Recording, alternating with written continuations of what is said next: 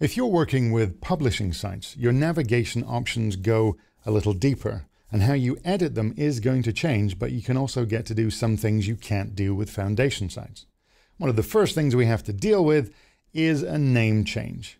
I'm going to go looking for the navigation options in my Site Actions site settings, but I'll find that Quick Launch and Top Link bar links have completely disappeared, and instead they are replaced by one single navigation link. If I drill into that navigation link, what I see here is it's split into two different sections, what it calls global navigation and current navigation. And in fact, what I'm looking at here on this page, my global navigation is the top link bar, my current navigation is the quick launch bar. I'm not quite sure why they changed the names just because you turned publishing on, but they did. Well, I can tell just by looking at this page that there's a little bit more to it than working with the quick launch bar and the top link bar. There seems to be more options, more choices, more checkboxes. Going back up, I have this first section here that says, with global navigation, do I show subsites? Do I show pages? Now, I may not know the impact of that right now, but we'll explore that in a second.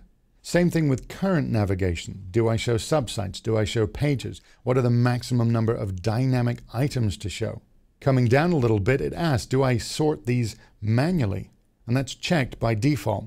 And that really just means you have the options of moving these things around. And then this lower section, probably the most important part.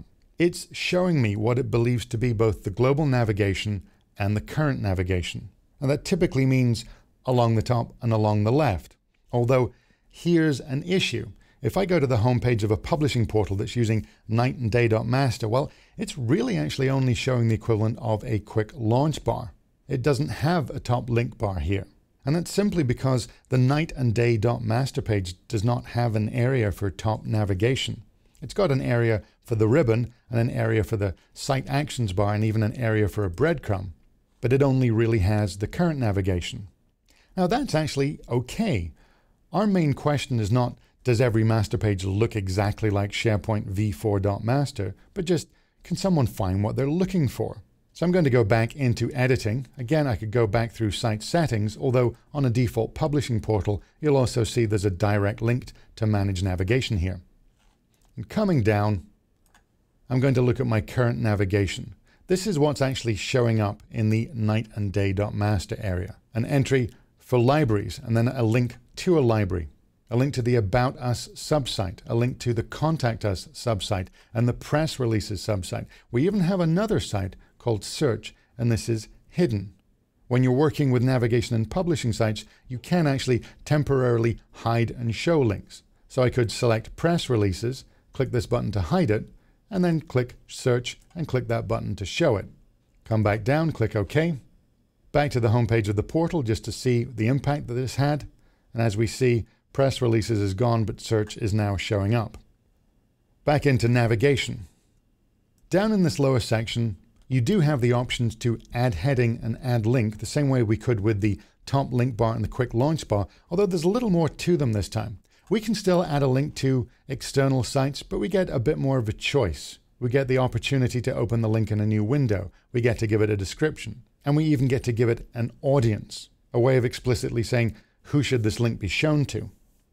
Now, even if you are working with nightandday.master, bear in mind some of the changes that I make here in global navigation and current navigation are very easy to check. I just don't go back all the way to the home page. I can actually see the impact of the changes that I've made right here on the settings page because it's using v4.master. And notice one thing that we're getting with this publishing site too is the opportunity to have it generate drop-down menus.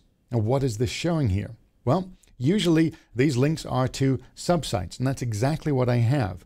The way I've built out this publishing portal, About Us is a subsite, Contact Us is a subsite, Press Releases is a subsite.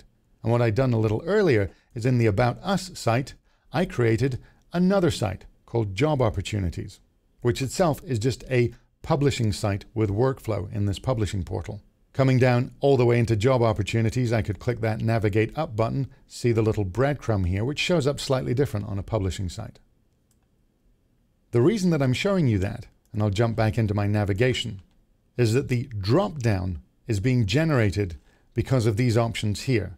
that I've chosen to show subsites, and there's also the maximum number of dynamic items to show within this level of navigation. Now, I don't have a very complex structure, but you could actually have multiple drop-downs appear here and multiple flyouts.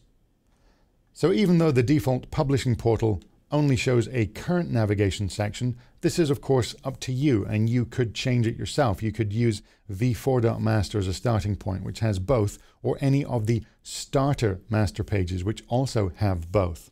And this is the core way that you and your contributing users will be working with navigation in your publishing sites.